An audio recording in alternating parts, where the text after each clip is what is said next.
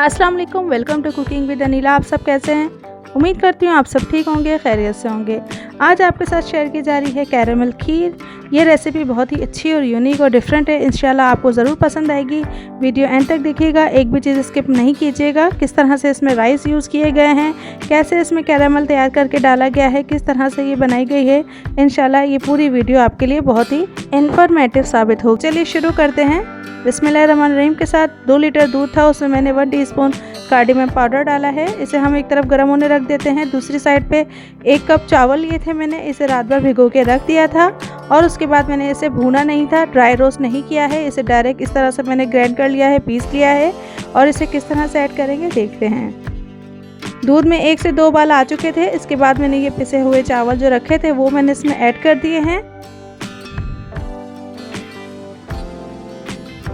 उबलते हुए दूध में चावल डालने के बाद अच्छे से हम मिक्स कर लेंगे और इसे उस वक्त तक थोड़ी देर हिलाते रहेंगे जब तक कि इसमें एक बॉयल ना आ जाए।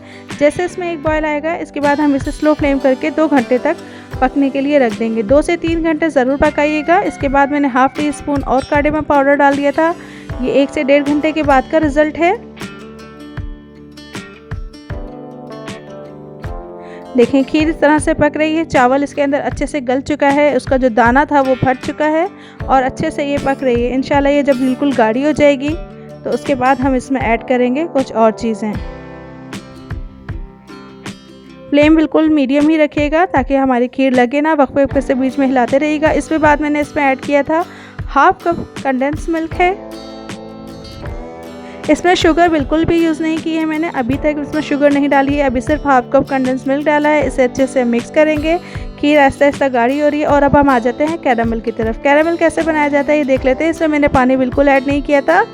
मैंने 1 से 2 कप चीनी इसमें डाली और इसे बिल्कुल मीडियम लो फ्लेम पे मैंने इसे पकने के लिए रख दिया है। आहिस्ता आहिस्ता इसमें स्पून नहीं हिलाएंगे, आहिस्ता आहिस्ता इस तरह से स्टर करते रहेंगे, हिलाते रहेंगे। और इसका कैरेमल किस तरह से बन रहा है ये देखें। इसे फ्लेम हाई नहीं कीजिएगा, बिल्कुल हाई फ्लेम पे नहीं बनाना है, ये जल जाएगा और कड़वा हो जाएगा। लिहाजा इसे मीडियम, बिल्कुल मीडियम लो फ्लेम पे बनाइएगा। तो ये कैरेमल हमारा गोल्डन सा इस तरह से तैयार हो चुका है। तो अब इसे हम डालेंगे इसमें खीर में।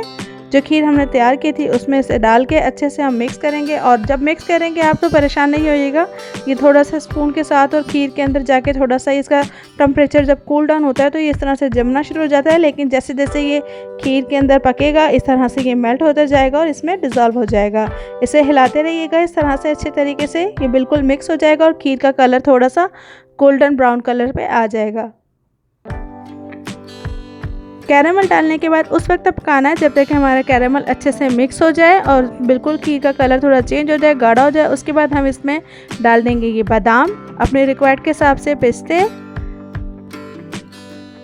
इन दोनों चीज़ों को डालने के बाद हम इसे अच्छे से मिक्स कर लेंगे। मिक्स करके इसे 5 से 10 मिनट और कुक करना है और ठंडा होने के बाद ये और गाढ़ी हो जाएगी खीर। लिहाजा अपनी रिक्वायर्ड के हिसाब से आपने कितना गाढ़ा रखना है रखिएगा और इसे इस तरह से प्रेजेंट कीजिएगा। मैंने इस तरह से गार्निश किया था बादाम और पिस्तों के साथ। आप अपने हिसाब से कैसे गार्निश करते हैं, किस तरह से सर्व करते हैं कि आप अपने हिसाब से खुद देखिएगा। तो उम्मीद करती हूँ आपको ये रेसिपी पसंद आई होगी। अब तक अगर आपने मेरे चैनल को सब्सक्राइब नहीं किया तो प्लीज़ सब्सक्राइब कर लीजिए, लाइक कीजिए, शेयर कीजिए और कमेंट बॉक्स में ज़रूर बताइए, अपनी राय से आगाह कीजिए आपको ये रेसिपी कैसी लगी। दुआ में याद रखिएगा। इजाज़त दीजिए। Cooking with Anila. अल्लाह हाफ़िज़।